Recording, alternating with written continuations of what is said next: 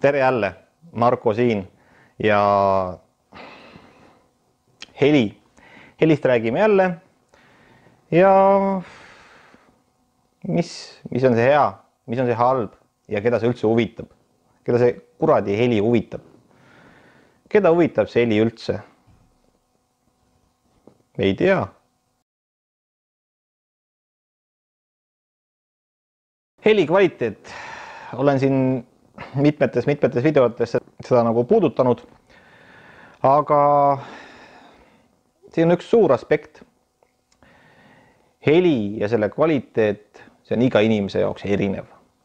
Ei ole sellist varianti, et kui on mingisuguse kvaliteediga heli, siis kõik kuulevad seda ühtemoodi. Ei kuule. Iga inimene kuuleb erinevalt, pluss see, et igal ühel on kodus erinevad seadmed. Kõik see mõjutab seda, mida kuuldakse.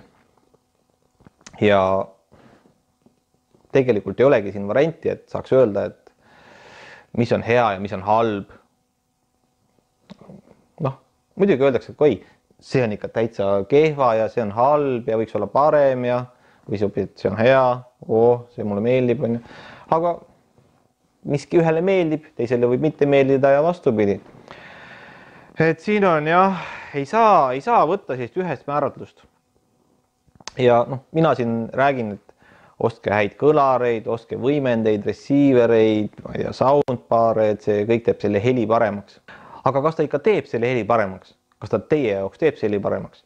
No, ma loodan, et kui te juba vaatate seda videot, siis teid natuke huvitab selle heli parandamine ja ma loodan, et teil juba on midagi või kui ei ole, siis varsti ostate, et teha heli ikkagi paremaks. Sest reaalselt see võib teid üldse mitte huvitada, selle heli parandamine või näiteks te leiate, et televiisorist tulev heli on väga hea. Selle ju vastu ei saa vaielda, kui teile nii meeldib. Mitte mingit vajadust ei ole panna ei kõlareid, ega osta mingit soundbari või veel mingit kolmandat asja, sest teie jaoks ei olegi see üldse heli parandamine. Ja nii naljakas või ma ei teagi öelda, ma ei mitte naljakas, aga lihtsalt nii on. Et polegi nagu sellise juhul varianti öelda, et see heli on teie jaoks halb. Mina näiteks pean teleri heli halvaks. Telesaadete heli, mis sealt tuleb, on halb. Ma ei leia teleri saadetes mitte midagi head. Filmide vaatamine on täiesti kohutav. Tõesti alla igasugust arvestust on filmide kvaliteet.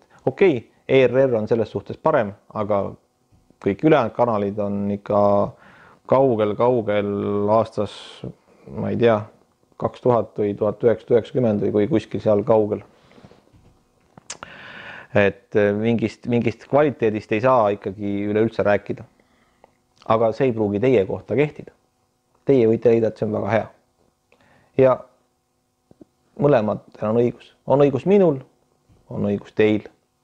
Ja siin ongi see asi, et mida teil on üldse mõtet osta, mida mitte. Mina siin räägin, kõlareid, ostke häid kõlareid, ostke suuri ja kalleid võimendeid. Noh, ma tean, enamik ei osta. Ma tean, et enamik ei osta, enamikel ei ole üldse mitte midagi peale televiisori või siis arvutikõlarite heli, et see ongi kõik. Või tuleb mingit laptopist piin, et arvutikõlareid ka ei ole. Et see on iga ühe vaba valik. Et ka tõesti väga väikse raha eest saab osta parema heli. Et seal tõesti paarikümnest kroonist. Läksime 10 aasta ajast tagasi. Paarikümnest eurost saab juba teha heli paremaks, kui on siis see telerheli.